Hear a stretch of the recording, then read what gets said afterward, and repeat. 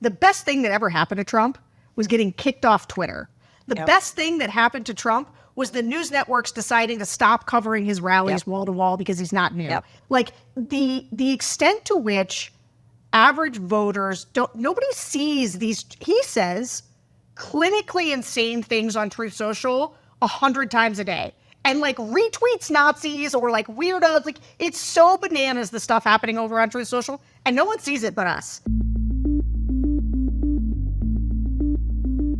Hello, everyone, and welcome to the Focus Group podcast. I'm Sarah Longwell, publisher of The Bulwark, and this week we are talking to some potentially newly minted Trump voters.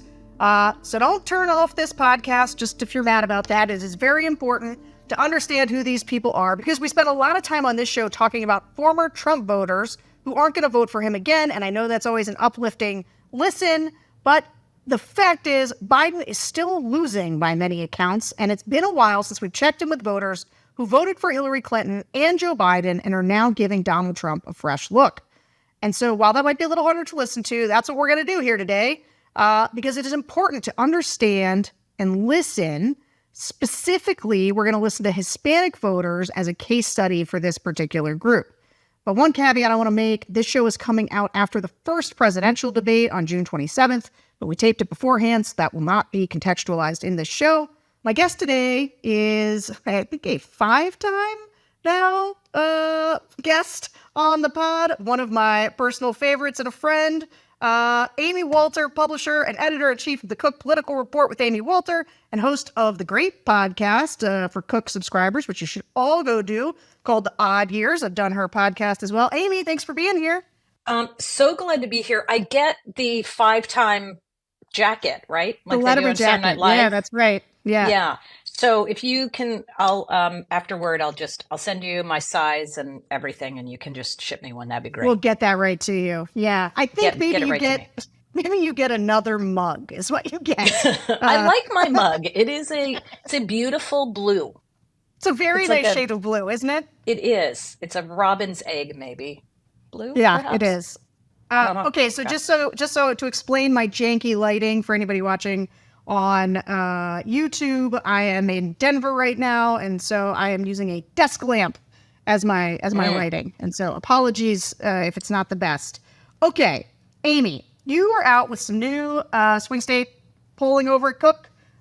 So give us a quick rundown of what you're learning about the double haters, which is something we talk about on this show all the time. Like, who are they and what are they prioritizing this election? Right. Indeed. So this is a really cool project that we started this year. We're partnering with Democratic polling firm GS Strategies, Democratic firm BSG, and we went into those 7 swing states, so the 6 everybody talks about, plus North Carolina, taking a look at voter attitudes in those states. And this week we dug into, as you pointed out, the sort of uncommitted voters, or the ones that maybe are a little more fluid. So double haters. We looked also at people who were potentially defecting from Biden. Those are people who are saying, I'm thinking about voting third party. Maybe they are voting third party, as well as those who are taking a look at Donald Trump or just sitting on the fence with Biden. And then looking at some RFK voters. Now, a lot of these voters, Sarah, as you appreciate, that some of them you can be an RFK and a double hater and a Biden defector, right? Totally. It's not that you fit into one nice and neat category. But the thing about the double haters that I found really fascinating, not surprisingly, like almost all voters, these guys are pessimistic about the economy, but they are way down. I mean, way down on Biden's handling of it. I think his disapproval rating on the economy among those voters was like 80 or 84%. So, I mean, this isn't even in the realm of, we think maybe he could kind of pull this out on the economy. They trust Trump more on a whole host of economic issues, and on kind of like getting things back on track, which again, that was the Joe Biden sort of message in 2020, right? Trust me to get us out of the chaos, get us back on track. The thing that I thought was the most interesting about them, 2 things. One, They do give Trump credit for the economy when he was president. They trust him more on the economy. Obviously, they are very pessimistic about Biden on the economy, but they do think that Biden looks out for people like them, right? So I do think that is it helps explain. If you've watched any of Joe Biden's ads recently, he talks a lot about Trump's only looking out for himself. We're looking out, Democrats, Biden, we're looking out for you. Okay. The other thing is, this is the only group, this was our one of our pollsters pointed this out, that this is really the only group besides Democrats who say they are more worried about Trump's temperament than they're worried about Biden's age. Now, it's not a huge difference, but it's about a 4 or 5 point swing from where most voters are. Most voters, you say, are you more worried about age or just the overall electorate? Are you worried about Biden's age or are you worried about Trump's temperament? And they pick age. But these group, and when you ask them, we had a 3-point scale. Okay. Do you like Trump and his policies? Do you like his policies, but not like him personally? Do you dislike both? And this group, I think 2/3 of them were dislike both. So, I mean, there's a reason we call them double haters, but they really, the character issues, I think the legal issues are going to be a hang up for them, which explains, again, who the Biden team was probably talking to in this most recent ad where they show all the pictures of him in court and the felonies. Those double haters could be swayed by that message. Yeah, I mean, look, we can get into more of this because there's a lot in there, and some of it overlaps with what we heard in this group. Some of it's a little different from this group. And so I'll be interested to get in that. And it's different because in this group, we are screening for people who were interested in voting for Trump because we wanted to know why. And so you hear for them, and I think we're going to hear clips to this effect, the age was one of the biggest factors. Huge. I mean, they just talked about it all the time. And, ain't no ad Joe Biden can put out. Yeah, and let's be clear. It's not like the double haters think, oh, whatever, it's no big deal that he's old. It's just that if forced to choose, slightly more of them would say, I don't know, Trump's, again, you make me choose which is the worst, temperament a little bit worse than age. Right. Okay. So like I mentioned at the top, one of the most notable groups moving towards Donald Trump since the last election are Hispanic voters. Like there has just been a full-fledged freak out, I would say, on the Democratic side, trying to figure out like what is happening, particularly with Hispanics and then also with Black men. But Hispanics, because, they have been a pretty reliable demographic voting group, even though as a demographic voting group, they represent, there are many, many demographics, within the Hispanic demographic. It is still, I think, it's tough for the Democrats to see this level of slide. But so for this group, we talked to Hispanic Clinton Biden voters who are now leaning toward Trump. So everybody in this group has voted in at least 2 presidential elections, and they've always gone Democrat. And it was really interesting to hear them explain why. But I'm going to start with how they thought things were going in the country, because this is pretty essential to why they're voting the way they were. Let's listen. People either are doing better financially in terms of like their salary, but because inflation's so high that you're still struggling. Like I've done the best I've ever had financially. And I always thought like, oh, when I'm at this certain point, I'll be good. And I'm at that certain point and things are not as good as they could be. As a licensed psychologist in the state of California, I'm bound by law to affirm people, kids, whatever gender identity they identify as. And the job of a psychologist and just clinical psychology as a sector is compromised because our job is to question, to inquire, and to investigate people's mental health. And so a law that is going to, make me obliged to just affirm whatever my client is telling me is going on in their lives defeats the purpose of my practice. So that's going to be a significant avenue as to why I'm deciding to, even vote for Trump this time around after being part of the Democratic Party for the past two elections. As a professional, that's something that I don't support. Well, over here in Chicago, a lot of schools have closing and they're overcrowded. Jail systems are overcrowded. The jails have better food than actual schools. I volunteer in both of my kids' schools since they've been little to now. And I saw the biggest change of how they're crowding kids in schools, how they're having less teachers, how they're having a lot of people that can come in and be with your children and not do a background check at all. I also saw how the population in homelessness, like no one is helping here. And then they brought a whole bunch of immigrants here with added on top of this. And it's just crime is over here. It's already bad and it's getting overpopulated over here. A lot of reason why a lot of people tended to like Trump before, which I didn't like before, but he's a businessman and he seemed to run the country in a business fashion where he, had treaties going on. Him and Putin were talking. The Middle East had this peace agreement. There was just like so many things that I feel he was doing in a businessman perspective that these politicians that are groomed, especially the Democratic Party, they start these wars that have nothing to do with nothing but these politicians making money. I mean, I don't know what's going on with Biden, but if I can be completely honest, I think he's got Alzheimer's or dementia and he needs to go to an old age home. There's something not right with him. He's losing his whereabouts. And that's what upsets me the most is that nobody's stepping in and doing the right thing. It's like, what is going on with this man? He lingers off during speeches. He doesn't know what he's saying. And here he is going for another election. Like, are you kidding me? Okay, so Biden won the Hispanic vote by 24 points in 2020, according to an average of a lot of the post-election surveys.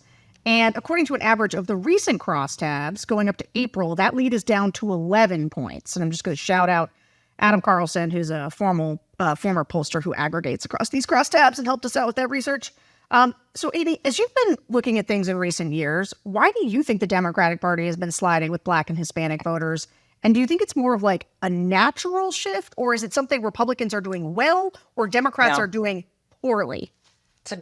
These are all the questions I think we're going to be digging real deep into for the next X number of years. It's not going to end after this election. Two things that I thought were really interesting, especially about the folks that you picked out. It wasn't just one thing that they chose, right, as why they were upset about things. It wasn't that listen, inflation and the economy was a piece of it, but it wasn't all the price of stuff is too much. So that person you heard, for example, who talked about the gender affirming care, right? He wasn't he the guy who said, "Oh, I've been listening to Turning Point." He was podcasts, right, yes. or YouTube or something. So clearly, he's getting sort of into that more conservative world through that venue. You have immigration on there, but specifically what's going on the border, frustration about what's going on in kids' schools. What was also interesting to me, Sarah, and it explains a little bit about what this shift is about, the number of those voters who said, yeah, I supported Biden because he was Obama's vice president, right? Like, we liked Obama. He was a good guy. So I picked Biden because he worked with Obama. And so I think there's been this assumption from Democrats for a long time that voters like this, they convey, right? Like a refrigerator when you sell your house and you just get those refrigerators are great. We get that too. It's like, no. These voters were with you for certain reasons and for certain people or personalities, but they weren't there necessarily for the party. And that to me was the other thing, that if you're a Democrat listening to this, you should feel very unsettled, which is they couldn't really tell you what the Democratic Party is, right? Like, what is the Democratic Party? Well, what do they stand for? What do they do? I mean, on abortion, I think they were kind of there on maybe the Democrats were on the right side for them. But other than that, it was this idea, and a couple of these voters really said things like, Trump is a bully, Trump says racist things, totally hate it, but like he kind of knows how to run things, and maybe being a businessman is better than I thought it would be. So there's a competence piece there that I think is attracting these voters. And as I said, some of it too is ideology. I think we've seen for years and years and years that some of the most conservative voters of color were still voting for Democrats. White conservatives left the Democrats a long, long, long time ago.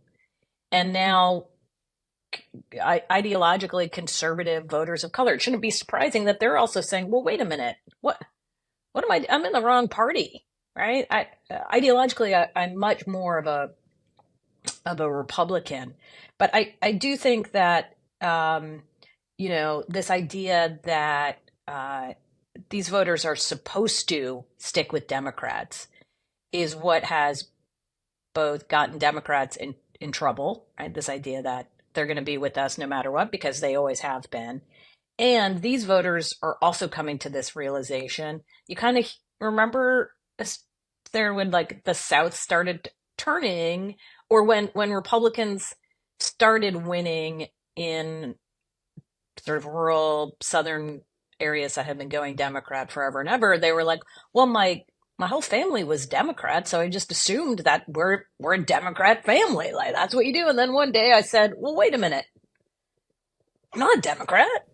Yeah, and so not only because they became Reagan Democrats first, right? Like Maybe. They were that's like, right. That's they were right. like, I'm a Reagan Democrat, and pretty soon they were like, yeah, I'm just a Republican. I'm just a Republican, right? Like these people are not this party is not my party. So I do think it's a combination of things, right? Now, the other piece of this, I do wonder, and I'm curious your take on this, Sarah, the number of people who said the lesser of two evils. Like, I think one woman literally said, like, the only reason I'm doing this is because Joe Biden's not stepping down and I don't have any other choice. So I guess I'm going to vote for Trump. But you do start to wonder, because Biden is such a piece of this conversation about how old he is, if the movement would be as significant with a different Democrat. Yeah, that's a great question. It's hard not to, and I don't want to extrapolate too hard from one group. But fair. I will say, I get emails a lot from people who are like, and at the live shows, and as people come up to me and say, the reason that everybody talks about Joe Biden's age is because you people in the media, which I'm still getting used to being, people see me as the media, but whatever. You people in the media are always talking about Joe Biden's age. And I'm like, no, it's reverse. It is, exactly. I do these focus groups constantly, and it is not just Republicans. Yes, the Republicans are meaner. They say like his dementia, but the Democrats constantly talk about his age. And they say things like, every time he talks, I get nervous. They like physically, I watch them put their hands out to like steady a fake Joe Biden. Yes, like watching a man crossing an icy sidewalk. You're like, that's right. And so like that is not, and you hear this woman in response to how are things going in the country went on a long rant about Joe Biden's age because she was like, her point was just like, I don't think things are good. I don't think they're under control because we have somebody in charge who I don't think is competent. And so we heard a lot in this group about that. And so like I said, I don't want to extrapolate from it, but there is no doubt that there are a ton of people who are saying things like, I always voted for the Democrats because I sort of thought, and they say like they were for the people, right? They're like, they were better to people. And I don't know about, I think Trump's kind of a bully and kind of a jerk, but also I think he's in better shape. Like, it's just like, I think he's a businessman who could still run this country, and Joe Biden's too old. Like, that is their frame. That is how they were making this choice. Absolutely. One guy also said, look, now I'm at this age where, right, I got a family and I just need to look out for myself. Yeah. Look out for myself. And I cannot say that Biden is going to be that person, right? Like, so yeah, Trump may be all these bad things, but if it means that the economy gets better and like the country gets a little more stable. Yep. All right. That's what we heard. That's what we heard. Yeah. Okay. And let's look, we asked these voters at the top why they didn't vote for Trump the last two times. I think this informs the conversation were just happening, and then why they're more open to him this time. Because, like, think about this. These are people who, for the last 2 elections, Trump was on the ballot, and they voted against him. So, like, they've had a lot of time to absorb Trump, and they've gotten more favorable toward him, not less. So let's listen. I didn't vote for him the first time. It was more like a peer pressure thing, I'll be honest. But I've gotten to know myself and my own identity and what I align with, and like I align more with Trump. Even the idea of saying that you care about America, like Biden's not doing that. So that's why I would vote for him now. I mean, before, I think the way I looked at him, especially being a New Yorker, I just felt like he didn't have public speaking. I felt like he was, I wouldn't necessarily say an elite, but he was born into money and very concerned with how he would or could connect with us as civilians or other Americans that were not born into money. And in the 4 years that he served, I felt did a very good job. Again, he put his foot in his mouth many times and he was embarrassing to listen to during his speeches. But in terms of what he did, it was very commendable, and I'm sure there's bigger factors, but our gas was very low. Again, he had peace treaties. There was no war. There was no talks of war. He invested very well as a businessman into the United States that Biden, unfortunately, has really done nothing to compare. And again, the Democratic Party, to a certain extent, you're giving money to other countries, but you're not taking care of the places that we need. It's really come to that point of like lesser of two evils, like which person is going to do less damage, which person is going to help more. And it's a shame that we've come to this point that we have to really make the decision between either one of these two parties. I think said something that like made me feel some type of ways, that like I'm almost like embarrassed by like the hardcore Democrats. Like I used to be like, oh my God, like these hardcore Republicans are too much. It's like, how could somebody like be like that and not like feel shameful? And then like some of these hardcore Democrats are like even worse. I don't know. I just don't see our country getting better with another 4 years of Biden. And it's like, if I'm going to pick one, I might as well pick one that I believe is going to help me maximize myself. Because I saw Trump as a bully.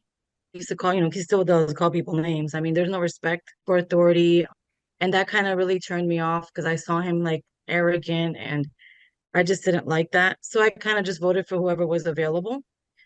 This time around, it's kind of like, and I'm in agreement. I think, unfortunately, Biden is too old, and I think it's time for him to step down. And my fear is if he wins and something happens to him, the next one in command is Kamala, and unfortunately, she's not ready for that. So I have to look at, well, the only other option we have is Trump. There's really nothing else. So I prefer him, that at least he has a strong character and will take this country to maybe a better direction. I fought people for voting for Trump, and people were arguing with me, and I'm saying to myself, what the heck didn't I know? What didn't I see? It's disappointing because I feel like now we're left with Trump. I don't think it would be my choice if we didn't have Biden. I really don't. But at the point where, the way he showed himself, like the things that happened at the White House, things that were unprecedented, I honestly feel that he pushed us. We need a reset. Biden is not a reset. So I have to go to Trump. That reset point, Yes, right? That was so important. Right, because you know what it's like when people are in the mood for a change. And what's weird is that Trump, for these people, despite the fact that he's been president before and they voted against him, represents change in this moment. Just tell me your reaction to hearing from those guys. Yeah, no, that's exactly what I thought too, that he is both change and more of the same, right? And so just as we discussed earlier, like if Democrats had nominated somebody else, how would these voters have been reacting? Because so much of their frustration is about Biden's age. And the other is, had there been another kind of Republican, what would these voters, how would they have responded to it, right? Would they see this as, oh, wow, this is a fresh break, right? Like, we need something different. We can't keep having these same old guys. I want somebody without the baggage of Trump. But what he brings is, it is quite remarkable. He has the track record that they like, and they're willing to look beyond at least right now, they're willing to look beyond the stuff that they didn't like about him because of the track record, right? Whereas maybe in 2016, and I think one of them did say that, like in 2016, he kept talking about the wall and Mexicans and I'm Mexican. And it just was really, I couldn't. And now it's not shocking, number one. And number two, Joe Biden's talking about the wall and immigration restrictions. And suddenly this guy isn't as much of an outlier. Yeah, I think that's right. And also, I mean, they were not even that much of a mixed bag. That guy did say that, but there was plenty of them that were very worried about immigrants coming across the border. Yeah. Which I got to tell you, every Hispanic group I do, not every Hispanic, but certainly sort of right-leaning ones, they are tough on immigration. They are more so than people might imagine. Hey, I want to just on this nostalgia advantage that Trump has, right, where people who people really remember his economy as very robust. They just do. And you wrote this, that there was a series of polls where people rate Trump's presidency where more people rate Trump's presidency as being good than bad. So more people thought it was good than bad, even though his approval rating was underwater for basically his entire presidency, right? Those two things don't seem to match up. So why do you think voters in the polling and in the focus groups seem to like Trump more or hate him less than they used to? Although I got to say, you just said some things that maybe you can expound on this about. They got used to it, which to me, cannot tell you how important this is as a thing. But maybe there's other things too. Maybe I do think there are a couple of things. One is throughout his presidency, the lens through which so many people viewed Trump and the lens through which I think the media covered him was his personality. And now they are seeing him through the presidency rather than the personality, right? Like what happened when he was president? My ground beef didn't cost this much. I wasn't priced out of my apartment. I wasn't worried about all these people coming across the border or people in my city and hearing these stories about what's going on with, all these migrants. So that part, I think, has benefited Trump a lot. The other piece is, I say this all the time, like you couldn't in the time between 2017 and 2020, and let's face it, probably early into 2021, you could not be anywhere on this earth, including probably in an underwater cave, and not hear about Donald Trump, right? Or not have him somewhere in your grill. He was everywhere. And he is not everywhere because he's not the president. And I think for those of us, Sarah, you and I do this all day, every day. We hear it. Of course, we know what Donald Trump's saying. We know what he's doing. We know what's going on the rallies. We know what his policy, all of this. Normal people, after what they, went through during the Trump era, this is nothing. They don't really, he's not in their face. And to me, this has been the absolute biggest political challenge for Democrats and for Biden. They succeeded when Trump was the center of the universe, and they could make the case that we are the anti-Trump party.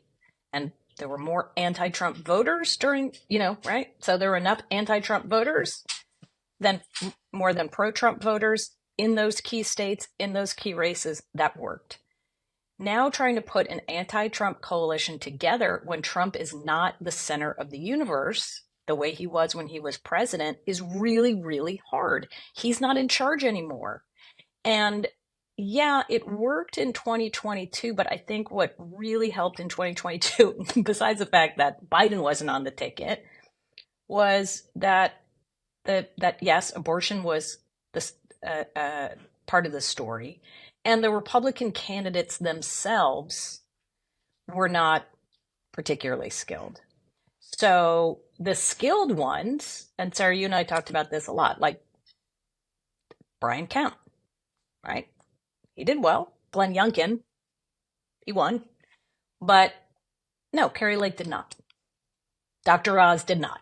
Yeah. So I have two thoughts on this that I want to hit before we go to a word for our sponsor. One is this point about like Trump not being in people's faces. The best thing that ever happened to Trump was getting kicked off Twitter. The 100%. best thing that's going to happen to Trump in this debate is them cutting off his microphone. The best thing that happened to Trump was the news networks deciding to stop covering his rallies wall to wall because he's not new. Like the extent to which average voters nobody sees these, he says, clinically insane things on Truth Social 100 times a day. And like retweets Nazis or like weirdos. Like it's so bananas, the stuff happening over on Truth Social. And no one sees it but us because we like are clocking Truth Social. No one else is. I don't think I've ever heard a person in a focus group in the last year be like, oh, something Trump said on Truth Social. It just doesn't compute. And so it's hard to explain to people, and I assume if you are listening to this podcast, you are a deeply plugged in political nerd. It is hard to explain how much that stuff is happening in a vacuum that the average voter is not connected to at all. On the other candidates, your Blake Masters, your Herschel Walkers, but even Mark Robinson this time around in North Carolina, right? This is the guy, we did an episode about him a few episodes ago. The Holocaust denier, super crazy person, extreme on abortion, just like Blake Masters was, just like Carrie Lake was. I think that people miss a couple things. So right now, if you look at the polling, the Senate candidates, the Democratic Senate candidates are doing better than Biden in most of the swing states, like Ruben Gallego in Arizona, just all of them in Pennsylvania. You know, your Senate candidates are outperforming Biden right now. The polling is split. Donald Trump is seen as a social moderate. I hammer this home all the time. He is not, they were seen as abortion extremists. They were also, and there's this weird thing happening where I think that Trump for voters, because he's a celebrity, he seems much more normal to them than Mark Robinson. Like Trump may dine with Nick Fuentes and Kanye and have that be like a weird anti-Semitic dinner to have. And yet you can't hang it on him the way you can a Mark Robinson. And like they're so crazy, they almost normalize Trump in these voters' eyes. Like Trump does not seem on the most extreme side of the spectrum now compared to the other Republicans who have been elected subsequently in his image. You said this in one of your other podcasts, and I totally agree with you on this. And I think it's also why on the abortion issue this year, it is going to be easier for Democrats to win down-ballot races on the issue than against Trump. And I think one of these voters even said, yeah, I don't really know where Trump is on abortion, right? Like they know all the stories. They've been watching and hearing and reading about all the different laws in different states. Maybe it happened in their state, but they are not they are not attaching it to Donald Trump. And I do think there is something that again, it's not a huge segment of voters, but there are going to be voters who say, you're exactly right, Sarah, that say, Mark Robinson is way too out there for me, but I'm totally voting for Trump. Right? So they can vote for a moderate Democrat for governor and then go vote for Trump for president. And it doesn't seem incongruous, right? Because to them, that's right.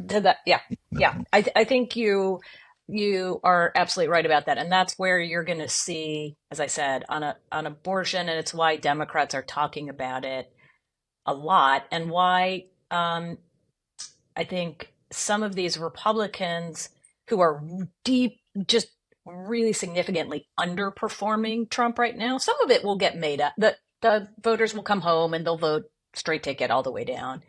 But are the voters that you talk to in this focus group, are they going to vote for a down ballot Republican? I don't know. I'm not sure either. I don't know, because it really was, obviously, it's not really fair to even ask that question because it was so focused on the presidential and on the two individual candidates. But some of them might, the Turning Point guy and one of those women who was really concerned about migrants and the border,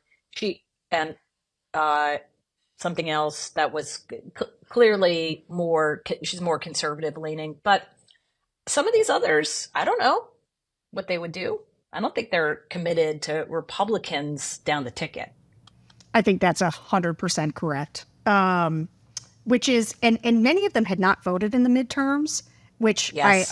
I'm like, I need to read this ad, but like this analysis is so important, which is like when Trump isn't on the ballot, like in 2022, right? That also helps, like these off-year elections are being helped by the fact that a lot of these white college-educated suburban voters are being politically realigned out of the Republican Party. Or if they're still Republicans, they don't want to vote for these weirdos, and they'll happily vote for a moderate Dem.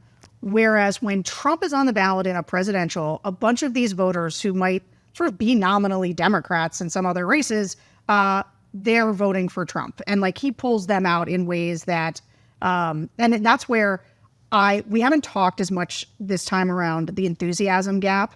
But you do have to wonder if we don't hit a point where, like, these things are always, everyone's just like, it's about turnout. And that's like the laziest thing for a pundit to say. But it's also the truest thing. And like, if Trump's able to turn out the pro-Trump coalition and the anti-Trump coalition just isn't as enthusiastic as it was in 2020, like, that can be your margin too. Okay, I promised I was going to read this ad, so I'm going to do it.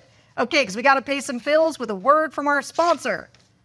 This podcast is supported by IPVanish VPN. If you care about the security of your online activity, the easiest way to protect yourself is with IPVanish. Rated excellent on Trustpilot, IPVanish provides an encrypted connection for all of your internet traffic, helping to prevent websites, Wi-Fi providers, and hackers from intercepting your data. Help keep your financial details, personal information, and online activity safe from threats with IPVanish. Get started with this limited time offer and save 83% on our 2-year subscription. Visit ipvanish.com/thefocusgroup. That's www.ipvanish.com/thefocusgroup. Okay. Now, I do want to get into how this group talked about immigration. The state of the border is a just consistently large complaint with swing voters. And just like that's what one of the top things that we hear they don't like about Joe Biden and his policies. Now, he did recently come out with executive orders on both. One was to deny asylum to asylum seekers who tried to cross the border illegally when the average number of daily crossings is over 2,500, which is meant to make the volume of asylum claims easier to process. And then there's one that allows U.S. citizens, spouses, and children who are here illegally to work in the U.S. legally. Let's listen to how the group talked about these and about immigration more broadly, starting with what they thought of his second order. The second executive action you mentioned, it sounds good to me. It's still not going to change anything for me as far as who I'm voting for, but I just hear it now from you. So my thoughts on those two executive orders is I can get behind the second one. Still not going to change anything for me, though. I think a little too late from somebody that has no merit, if that makes sense. This is voting time. Of course, he's going to do something to make it look like he's doing something, but it's too late. One of the main things that rubbed me the wrong way with Trump was him constantly talking about immigrants and building a wall. And I felt it was majorly extreme because America was founded on immigrants. We're all immigrants unless you're an American Indian. We're all immigrants, whether it's first, second, third generation, whatever it may be. And I was rubbed the wrong way with it, but also Biden really rubbed me the wrong way with how, he just opened the gates. And I think we went from one extreme to the other. And now, how do you undo what Biden did? The country was already stressed out. We're already in a recession. You have people that obviously are fleeing countries that probably were fleeing for their lives. And so I'm extremely compassionate for them. But it's a very touchy, sensitive matter. And I think out of respect for everybody involved, there needed to be a solid plan. We come from immigrant backgrounds. So at first, I thought, of course, like, why would you not want to open the border? Like, these are the most hardworking people. They're going to pay taxes. My parents were immigrants. I'm seeing the good people coming in. But it's like, you don't want an open border. I don't think that Biden did the right thing with that. I think that the borders should be more strict. And if you look at other countries, they're very strict with their borders and who they let in the country and who they don't let in. So I think that until we get these child trafficking numbers and these drug numbers down, I don't think that we should be open. What a lot of these candidates do is they know they have their vote from their party and they try to combat the other person by doing the complete opposite because they want to keep that vote. And I feel like that's what Biden did. Trump came in with fists and came in, with strong hammer, and now Biden is the complete opposite. And it's tough because I was once an illegal immigrant myself. And it's just unfortunate because, like, as we go along, I wish there was like a middle party instead of, we have to be one or the other. Okay. So this is just not uncommon for how I hear. And it's a little bit like Biden's in the sour spot, right? Because it's like for a lot of them, it was like too little, too late. Then for other ones for whom they liked it, it was like, well, now he's the same as Trump, so doesn't matter. Yeah, I thought at the end of that whole conversation, when they were asked, okay, so given all you know now, would that change your vote? And they're like, no.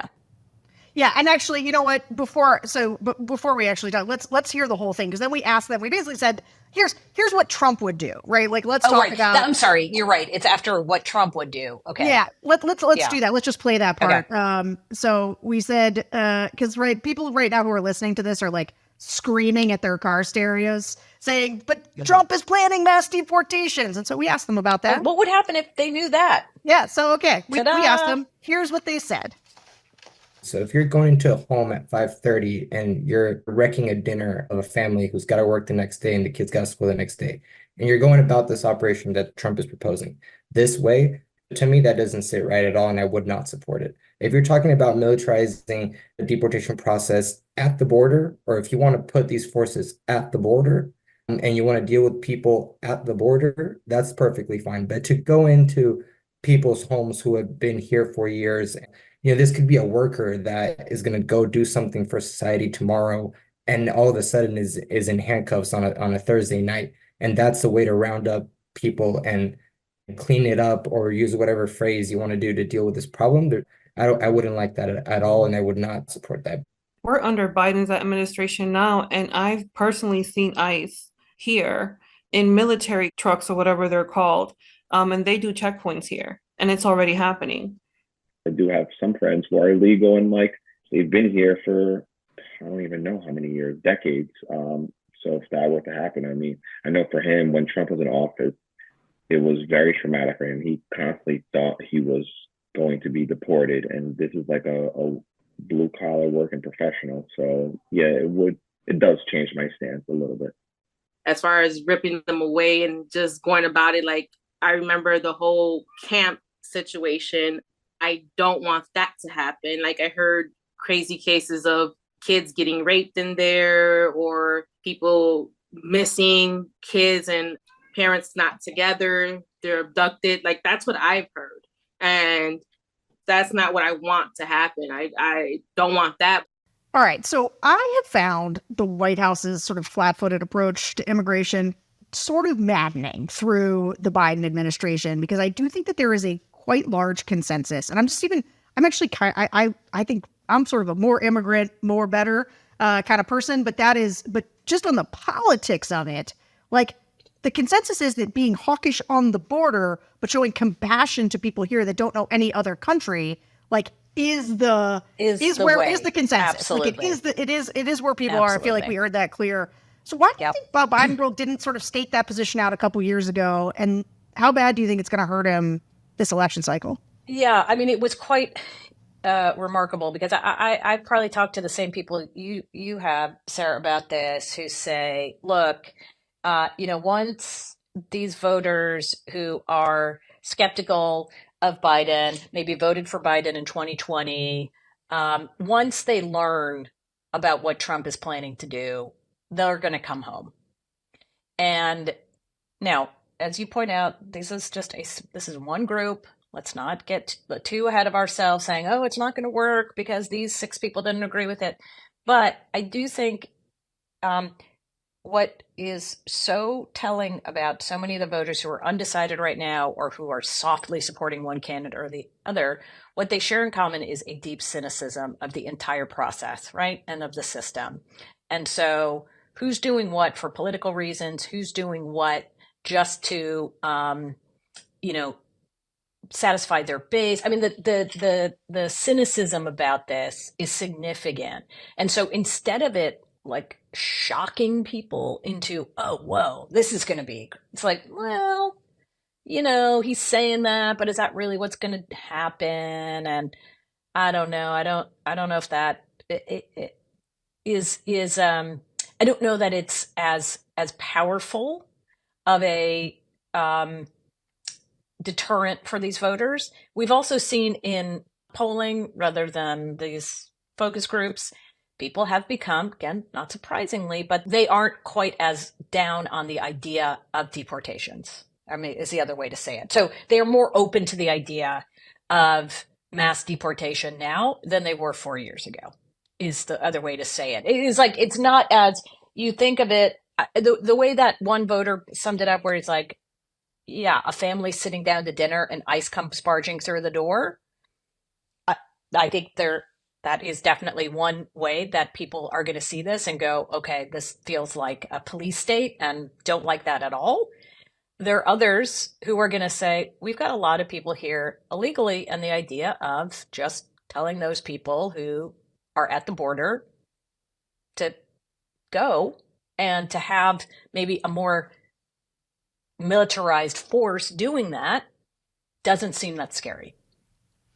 Yeah, I've got like a half-baked theory on this that comes from, it's from the old school sort of, they take Trump seriously but not literally on a lot of this stuff. And some of it comes from the fact that he talked a lot about building a wall going into 2016. He didn't build a wall, and so people have this sense of, well, Trump's rhetoric is extreme, but what I take from that is that he's going to take this problem seriously, but he's not actually going to do the crazy stuff like busting into somebody's house, having at dinner time and pulling out, right.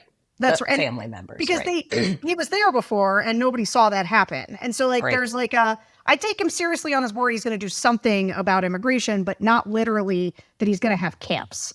That just feels to me like a psychology of people in the way. It's like abortion, right? Where they're like, I don't know what he says about it, but that guy paid for some abortions and is no sexual morality whatsoever. And there's no part of me that thinks he's gonna really do this, Maybe one of those weirdo Republicans that I never voted for before, but not Trump. And the fact that they aren't giving Biden credit for being tougher on it now. I mean, I think that goes hand in hand with this, which is, if it were we've known it's a problem for a long time, and yet it's only now 5 months before the election that the president says, oh, okay, we need to do something about it. To them, you're right, I wrote this down. One woman said literally, it's too late. He messed it up too much. Yeah. Right. And so it's like, you're not getting credit for doing the sort of buckling down on the border piece. And these voters, at least, didn't feel like, oh, even the prospect of Trump having a more militarized approach to deportation was not enough for them to say, that's kind of a bridge too far for me. So it's the worst of both worlds for Biden on this issue. Absolutely. Yeah, and I'll just go back to something you said about, because I do want to be clear. When I say you don't want to extrapolate too much from one group, I wouldn't. What I don't want to do is say this is how all Hispanic voters are thinking. Correct. What I do want to say is that if people are wondering why there is a slide with Hispanic voters and what those voters who are starting to look at Trump sound like and why, I think this is a pretty good representation of how those voters might talk about this.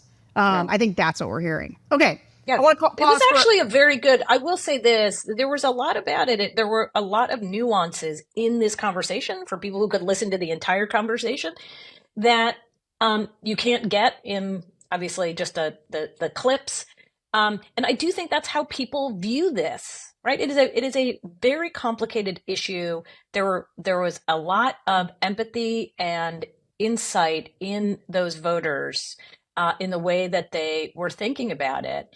And at the same time, what they also knew was this is untenable, what is happening. And it just, there has to be a solution to this. And I don't think this president has done it. And he's kind of doing it at the last minute, and it feels political, and they're cynical about it. But at the same time, these are not folks who are going to be chanting, let's build more walls, right? Yay, build a Totally. wall, get rid of everybody. Yeah. Yeah, no, and I'm glad you said that about nuance. This conversation was an incredibly thoughtful conversation, and people had reasons. And, one of the things, here's like another half-baked theory of mine, but you listen to a lot of these voters and they are much closer to the immigration issue. Yes. Like they were talking more about seeing the problems of illegal immigration where they were. And I do wonder, right, if you're in some of these communities where you end up being like a 70-year-old white voter living in the Wow counties in Wisconsin. They may say they care about immigration, but they do not live with, I don't even want to say the consequences exactly, but like they're not seeing it happen. Whereas a lot of these voters felt very close to it, like they were seeing it happen. And I think that they saw it as a problem. Like this is disruptive. It's causing issues, even though I know America's a country based on immigration, and my family immigrated here. I think right now it's causing too many problems. That's right. I mean, the guy who said, I came here not legally, right? Yeah. We didn't talk about his full story, but, so these are not people. It's not only that they are the impact that it's having perhaps in their communities, but their own personal experiences. This is not theoretical to them. Yeah. And again, this is, if I took anything away from these voters, which is what we know, Sarah, about swing voters in general, they are incredibly practical, right? They don't live in the world of theory. They don't go and listen to, 35 political podcasts a week and go and dissect every single show about politics. They are living their lives. There's some things that they just tune out. And a lot of the other stuff, they just can't figure out why politicians can't solve the most obvious problems. So there is a practicality piece to this that I think that's what they're looking for, right? There's a problem. They want it to be solved. They wish it weren't Biden or Trump. They wish they had another choice. But as one of them said, they're like, this is what we have. So I got to make a choice based on what we have in front of us. Yeah, which this goes back to sort of your earlier question about whether these are long-term Republicans. Like, they did not, it should be clear, they did not like the choice of Trump. It wasn't like they were like, I think that I like Trump. There was almost nobody who was like affirmatively in his camp. It was more like, I'm going to take him over. It's just they were breaking his way.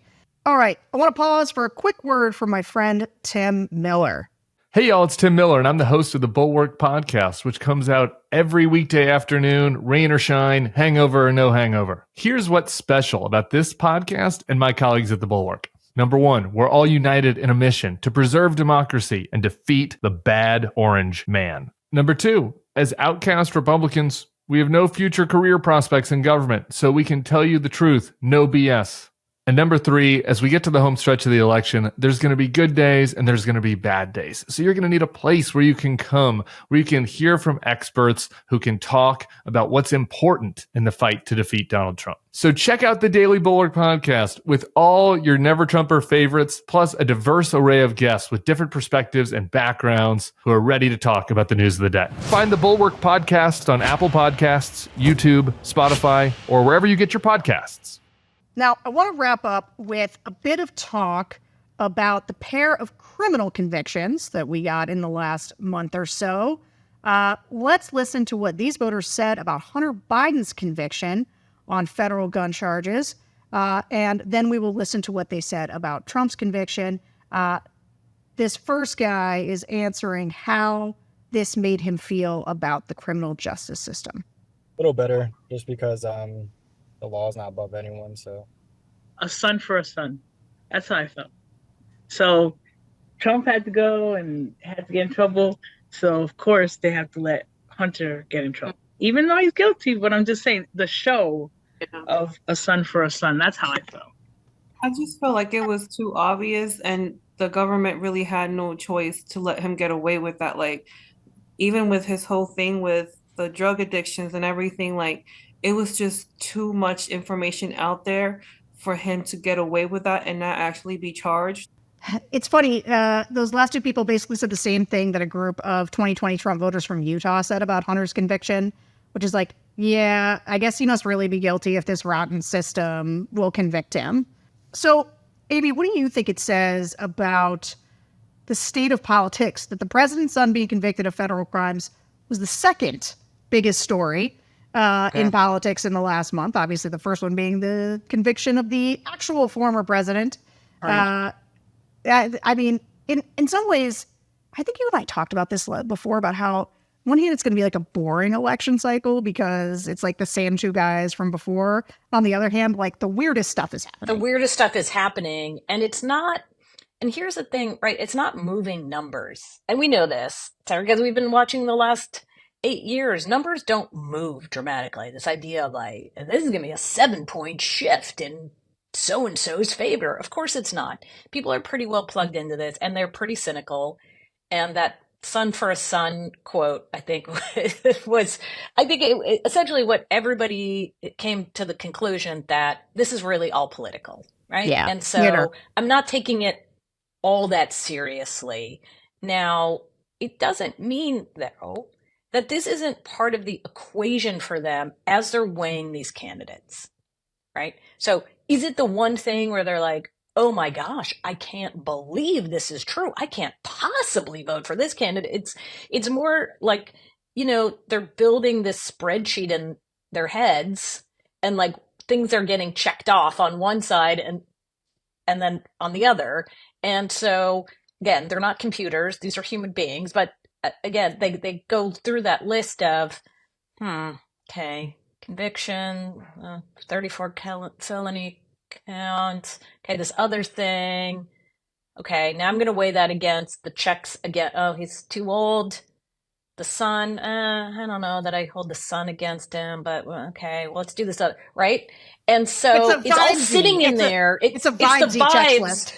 But I also, and I think we talked about this too, but this is why I firmly believe that what we're talking about in October and September matters more than anything else. So which pieces, we're talking about a whole bunch of stuff. What is the media talking about? What is the vibe out there? Is it still that we're talking about, oh my gosh, inflation prices, house prices, like that's still the driving conversation? Do we have other topics that are now front and center? And so in your checklist, certain things that were on the bottom now become more salient. Certain things that were at the top now become less salient.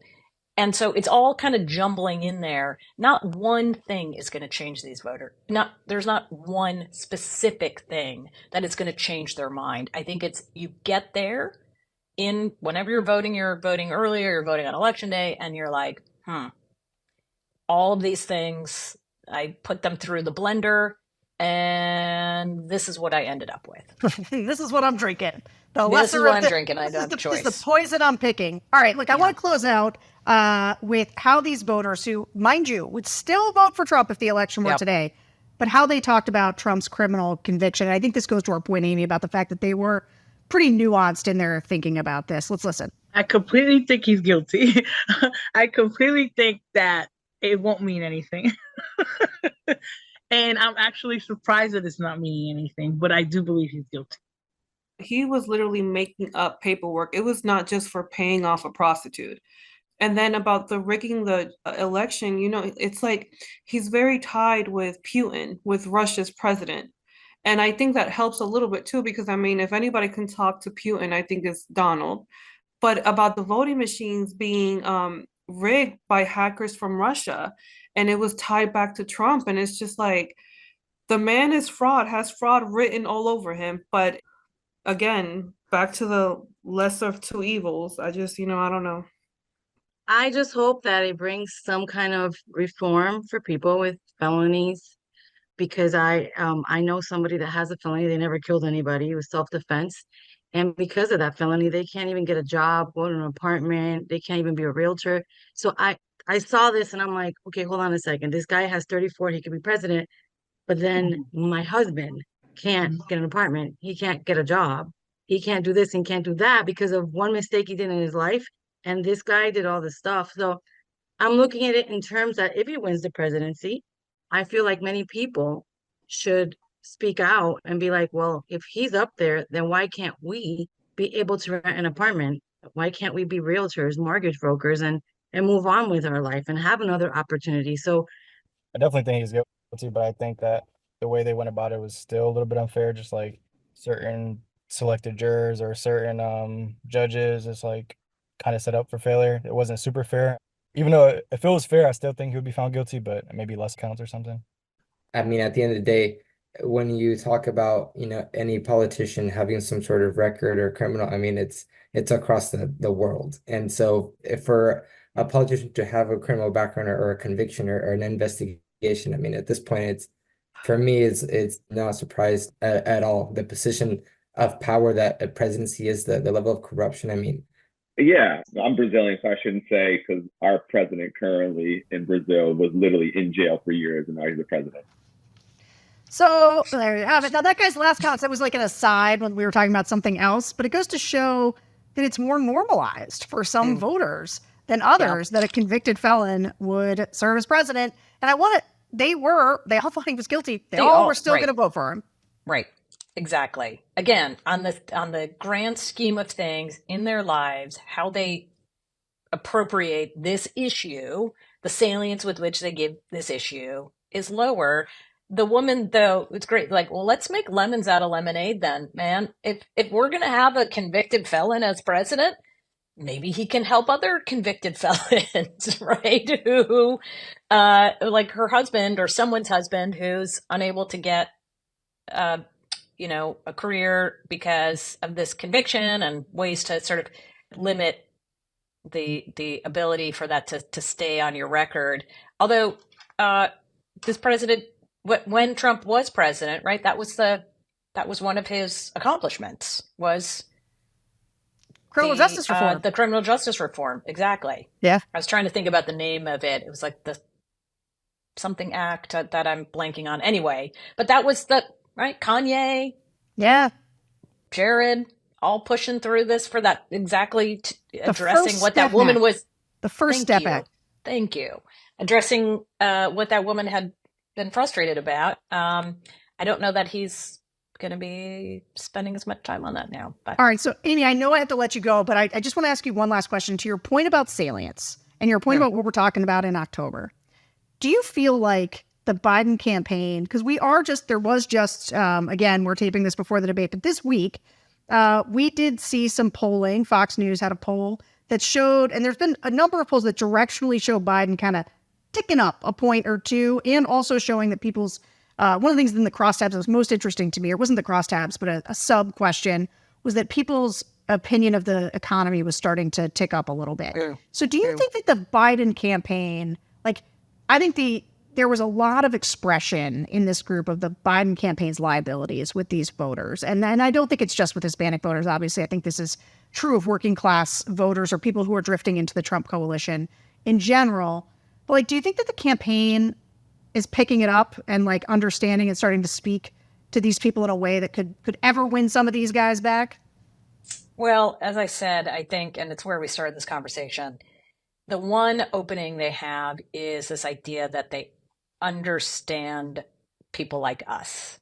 Now, we didn't get that. These voters, not necessarily, we're not in that camp. But I think that's where you kind of have to go here, is the idea of winning the economic argument. If Biden spends the next 5 months saying, no, the economy's better under me. No, we did an awesome job. Trump did a terrible job. That is not going to work. You're not going to convince people of that. And that's very much a waste of time and energy. But you've got to use that looking out for me as a way to get in underneath Trump's success on his past term as president on the economy to say, yeah, but when he comes back, the stuff he's going to do isn't going to help you, right? It's going to help his friends. It's going to help himself. It's going to help rich people, but it's not going to be you. I think what we're going to see, Sarah, especially if this debate goes somewhat well for Biden, is some of these Democrats are going to start coming home, right? That there are still, I'm sure you still hear them in your focus groups. I still hear it from people of like, are we 100% sure that Biden will be the nominee? Like Sure, 100% sure. I do hear it. So I still think there are a bunch of folks sitting on the sidelines today who are never going to vote for Trump, but who are like, really, this is the election? And as it starts to become clearer and clearer that, nope, this is the election they're getting, they start to come home. But as I said, in our group, in our polling, what was interesting to me to look at the people who are potential Biden defectors, so the people he needs to bring back, overwhelmingly, I mean, one of the biggest groups is women of color. And which is interesting, right? On the one hand, you say, oh, well, that's a pretty reliable Democratic group. It shouldn't be that hard to get them back. On the other hand, you go, that's a pretty reliable Democratic group. Yeah. They should be with him. Is it Gaza? I don't know. I wonder if it's Gaza, but I also think, and we see women really as some of the biggest percentage of either the double haters or undecideds. And I think, and there's been talk too about the gender gap being smaller this time around. I do think a couple of things. First, not to be like super stereotypical, but when it comes to cost of stuff, women are the ones who see it more than probably any other, right? They are going to the grocery store, they are dealing with the family budget or their own, like they are very conscious of it. So I do think that's a big piece of it. I do think women decide later too, in general. And that this worry, I mean, look, it was the women who brought this up in this group almost more than anyone, was the age issue. Yeah, and, that's right. And whether he would be able to do this job. So I think the three of those things are what are keeping those voters. And you're right, it could be also, everything from Gaza to other things that they feel like he's sort of fallen short. But the RFK voters, many of those are a lot of women who are parking themselves there right now. I don't know that they're going to stick with RFK, but I think they're putting themselves there because they can't really do Trump, but they're not sold on going with Biden again.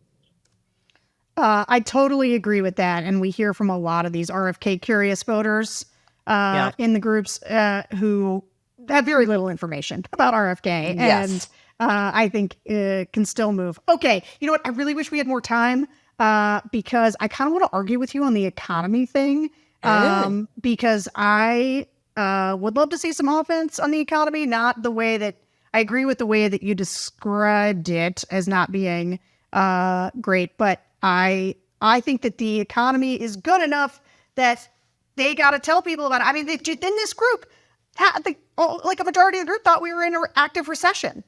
Like you cannot let that persist. Yeah. And I think that it actually makes total sense to me that you would see hesitation from lower income women who are primarily doing all the shopping and are super price sensitive and are really frustrated with prices.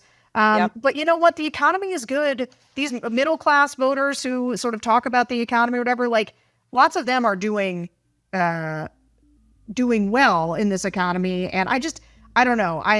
It's a longer conversation, but we should just do a sidebar. Yeah, we should have a whole conversation about that. I would love it.